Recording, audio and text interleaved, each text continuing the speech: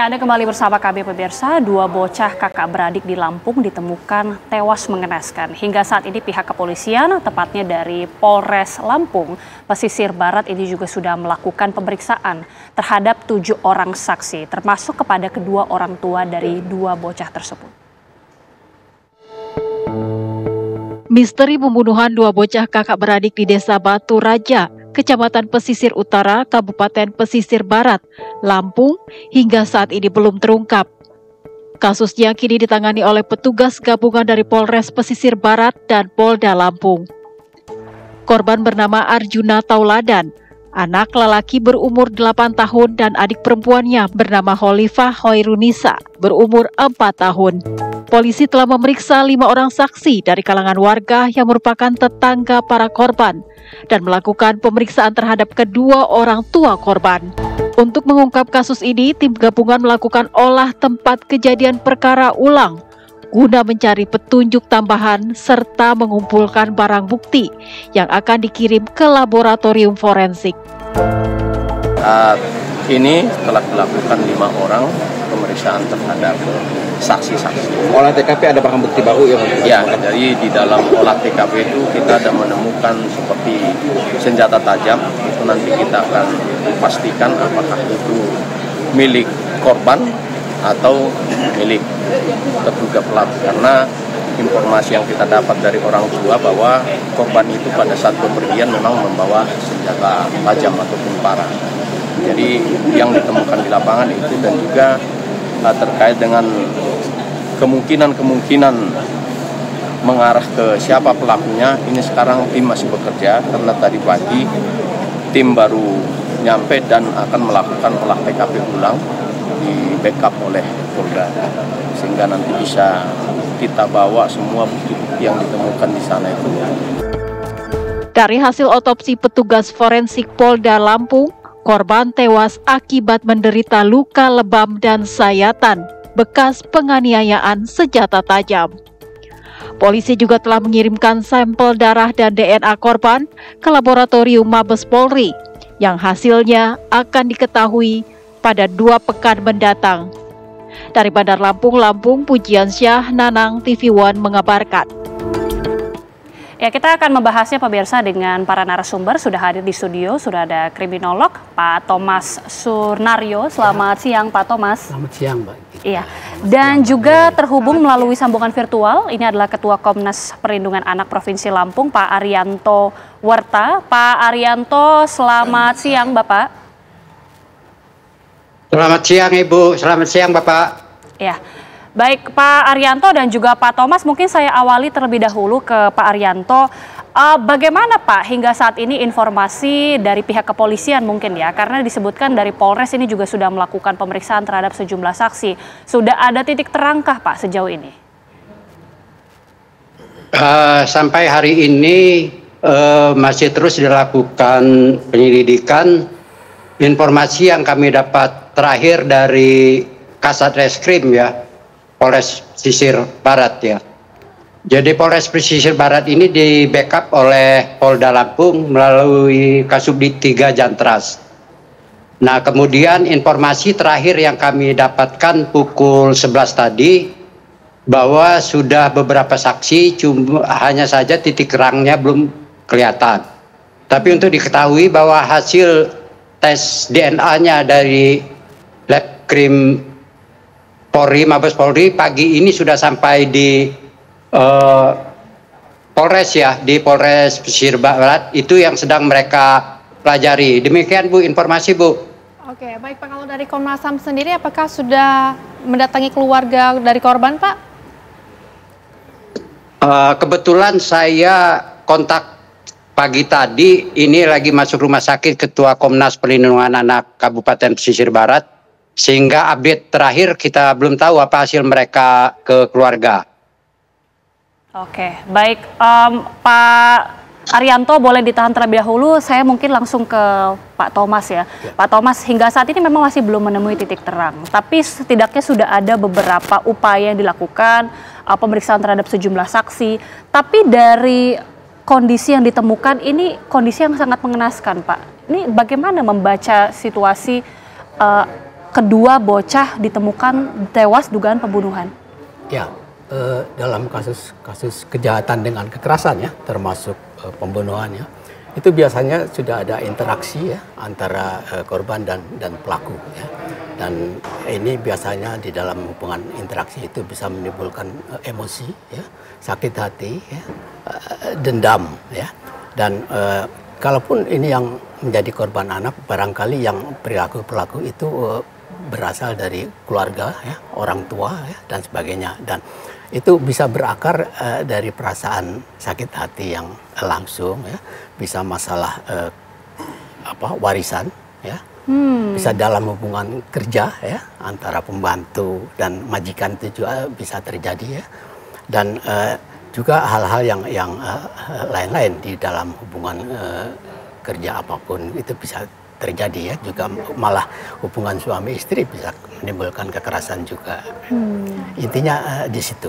Oke, berarti ada indikasi dari keluarga terdekat yang melakukan hal ini ya Pak? Itu nanti saya kira polisi ya yang bisa, sebab kalau melihat kok korbannya anak siapa gitu ya, kan nggak mungkin ya, barangkali itu dia punya rasa tidak suka pada orang tua si anak atau keluarganya ini. Tapi kan Pak, kalau dilihat dari olah TKP-nya sendiri ya, ketika ditemukan ini dalam kondisi berpelukan, ini sebagaimana pentingnya Pak dalam proses dari analisis forensik? Kalau saya kira berpelukan itu kemudian barangkali dia dibunuh dulu ya, lalu dikumpulkan supaya lebih tersembunyinya lebih gampang itu. Baik. Pak Arianto, mungkin kembali ke Bapak. Tadi ketika Pak Thomas sempat menyebutkan, Pak Arianto, bahwa ada indikasi ya ketika ada pembunuhan, apalagi dua bocah. Ini ada mungkin juga relasi dengan keluarga terdekat atau mungkin orang-orang terdekat, orang yang dikenal, Pak. Dari pemeriksaan terhadap para saksi seperti apa, Pak? Mungkin histori dari anak-anak ini, korban ini terhadap keluarga ataupun orang terdekatnya, Pak? Ya, jadi kalau bicara soal hasil itu kan itu murni masih ada di penyidik ya. Kami belum dapat update terakhir. Nah, kemudian kalau kita bicara ya bagaimana kejadian itu ya, mengingat ini kan anak-anak nih, anak yang tidak berdosa, tidak mengerti apa-apa, tiba-tiba ditemukan dalam keadaan meninggal dengan cara yang tidak wajar. Ya mungkin kalau kita lihat kejadian ini, saya nggak jauh beda dengan Bapak kriminolog yang ada di TV One, bahwa untuk menyidik ini nggak terlalu jauh ininya ya, di lingkungan keluarganya ya. Apakah ada dendam? Bagaimana kehidupan dia di lingkungan masyarakatnya ya.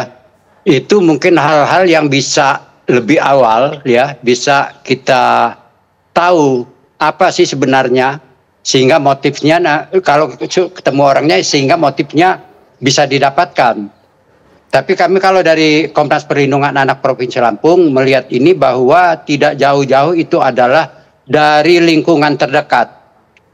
Ya, tapi apakah itu motifnya dendam, keluarga atau itu yang merupakan tugas daripada kepolisian lebih jauh.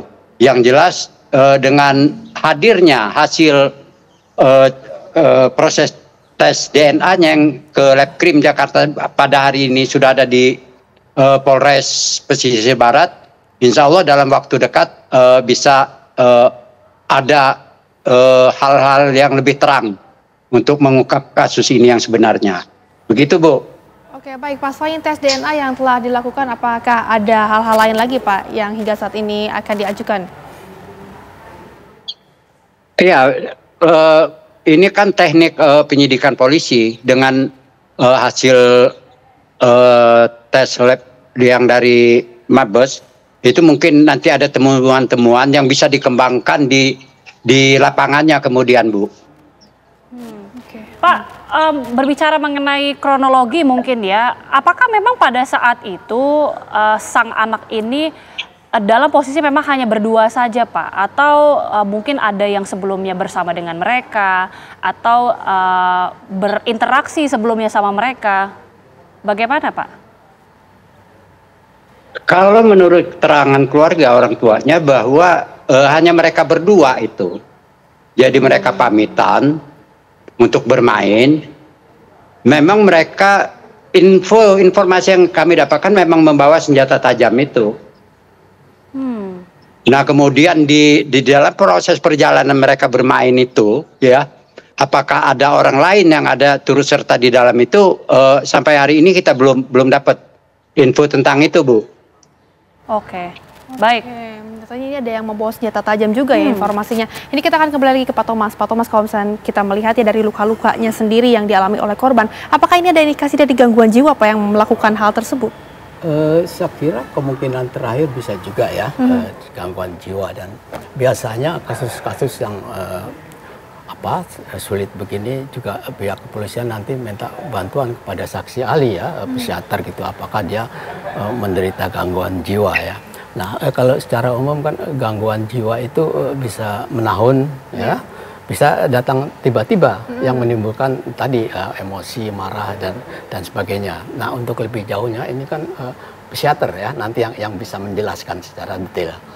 Oke, baik. Nanti usai jeda kita juga akan mengkonfirmasi ketika Pak Arianto menyebutkan ada senjata tajam juga ditemukan. Bagaimana penelusurannya sejauh ini Pak? Nanti usai jeda kami akan kembali pemirsa. Tetaplah bersama kami. Anda masih bersama kami pemirsa di Apa Kabar Indonesia Siang, dan kita akan kembali lagi mendalami mengenai kasus ini pemirsa bersama dengan kriminolog dan juga bersama dengan narasumber yang sudah ada di sambungan Zoom dari Komnas PA, dan kita akan ke kriminolog terlebih dahulu Pak. Ini mungkin kalau misalkan kita melihat lagi ya, kasus ini tadi ada disebutkan juga membawa senjata tajam. Kalau dari Bapak sendiri ini tanggapannya bagaimana Pak? Iya, kalau kita lihat sebagai orang kota ya, kayaknya itu aneh juga anak kecil bawa ini, tapi kalau ngelihat kondisinya ya, barangkali saya pernah ke Lampung ya, itu masih sangat kebun atau hutan ya, itu kayaknya anak-anak dari kecil biasa lah ya bawa pisau, barangkali kalau dia jalan-jalan ada buah ya, atau apa dia potong-potong, itu bukan sesuatu yang aneh ya kalau di sana gitu, tapi kaitannya dengan apakah itu ada kaitannya dengan pembunuhan ya, ataukah juga senjata tajam yang dibawa anak itu untuk membunuh ya, itu nanti polisi lagi yang lebih menyelidiki secara lebih dalam. Mungkin ini juga jadi ada dua perspektif, apakah itu untuk tadi memotong buah-buahan ataupun mungkin ini untuk self defense atau mungkin untuk hal yang lain begitu ya Pak ya? Bisa ya, dan bisa digunakan oleh pelaku untuk membunuh korbannya. Oke, mungkin kita konfirmasi ke Pak Arianca atau Arianto maksud kami. Pak Arianto, temuan dari senjata tajam ini di TKP, apakah sudah ditelusuri lebih lanjut Pak? Itu memang dibawa oleh dua anak ini atau memang ditemukan pada saat sudah terjadinya pembunuhan dan mungkin diselidiki begitu, ini kepemilikan dari senjata ini. Kenapa bisa membawa tajam Pak? Ya kembali ke tajam itu memang udah lazim ya anak-anak, apalagi di pedesaan ya. Sering membawa senjata tajam itu ya, mungkin kadang-kadang ada buah yang ingin dipetik dan sebagainya ya. Jadi itu nggak aneh lah dalam hal ini. Nah kemudian terhadap pisau itu sendiri ya, apakah sidik jarinya ada ini lain, semuanya itu kan adanya di kepolisian. Jadi kita hanya memantau ya.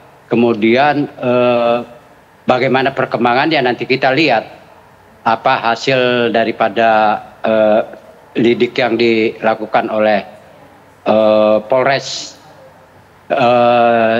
Pesisir Barat. Demikian Bu. Oke baik Pak Arianto, ini kan lagi-lagi ini kembali mengenai siapa sebetulnya pelaku, yang tentunya ini kita juga semua bertanya-tanya, jika ini pelakunya merupakan keluarga terdekat, apakah nantinya akan ada pendampingan kepada pihak dari keluarga korban ini Pak? Iya, kalau kita kan masih tanda tanya nih, siapa sih pelakunya yang sesungguhnya, apakah motifnya ya. Nah, oleh karena itu ya kita tetap akan melakukan pendampingan terhadap korban ya. Kita ingin tahu lebih jauh, memastikan ya apa sebenarnya yang terjadi, dan kalau memang betul ada pihak ketiga yang melakukan itu ya kita akan kawal terus sehingga tetap penerapannya hukumnya harus berlaku maksimal.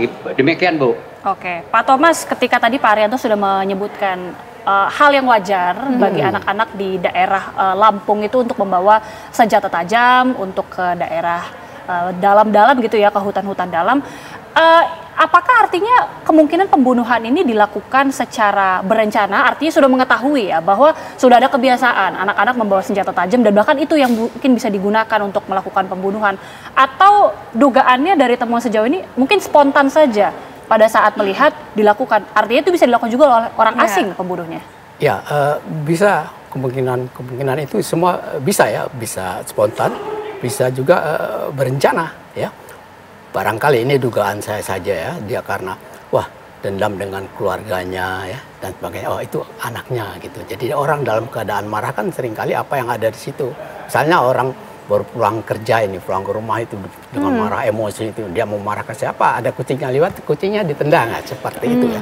Jadi ini sifat-sifat manusia yang saya kira wajar tanda petik ya, dia secara emosional juga bisa dipengaruhi oleh faktor-faktor dari luar gitu.